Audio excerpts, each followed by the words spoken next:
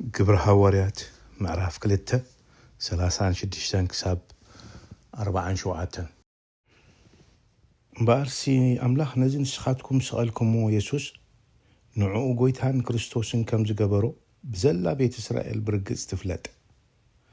ሽዑ እዚ ምስ ሰምዑ ልቦም ተወግአሞ ንጴጥሮስን ነቶም ካልኦት ሐዋርያትን ኣቱም ኣሕዋትና እንታይ ንግበር በልዎም።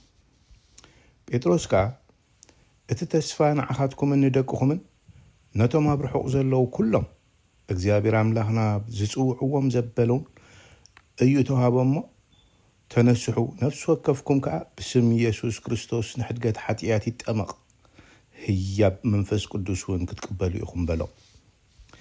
ካብዚ ቄናን ወለዶ ድሓኑ እናበለ ከዓ ብዙሕ ካልእ ቃል መስከረሎምን መዓዶምን እቶም ሽዑ ዘረብኡ ባህ ኢልዎም ተቐበሉ ተጠምቁ። በታ መዓልቲ እቲኣ ኣስታት 3,000 ነፍሳት ናብታ ማሕበር ተወሰኻ። ብትምህርቲ ሐዋርያትን ብሕብረትን ብምቑራስን ጌራን ብጸሎትን ጸኒዖም ነበሩ። ኣብ ኩሉ ነፍሲ ፍርሃት ኮነ። ብዙሕ ተኣምራትን ትእምርትን ድማ ብሐዋርያት ተገብረ።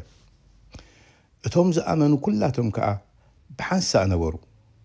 ዘለዎም ኩሉውን ብርኪ ነበረ።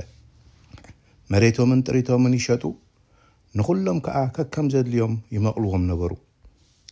ኣብ ፀፅባሕ ብሕብረት ኣብ ቤት መቕደስ ከይቋረፁ ጸኒዖም ይእከቡ ነበሩ። ኣብ ኣባይትን ጌራ እናቆረሱ ብሓጎስን ብግሩህ ልብን ንኣምላኽ እናመስገኑ ብሓንሳእ ኮይኖም ይበልዑ ነበሩ። ኣብ ኩሉ ህዝቢ ከዓ ዕድል ነበሮም። እግዚአብሔር ድማ ዝድሕኑ ኣብ ፀፅባሕ ናብታ ማሕበር ይውስኽ ነበረ።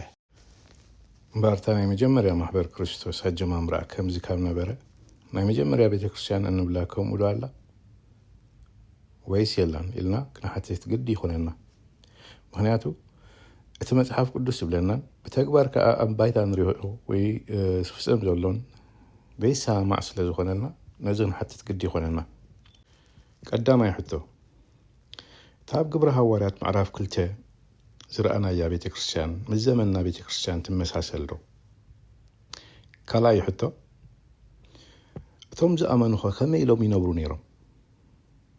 ሳልሳይ ኣምላኽ ከ ኣብታ ማሕበር እንታይ ይገብር ነይሩ? ራብዓይ ኣብ ማእከሎም ከም ምፍልላይ ነይሩ ዶ? ሓምሻይ ሕቶ ኣብ ኣባይቲ እንታይ ይገብሩ ነይሩ?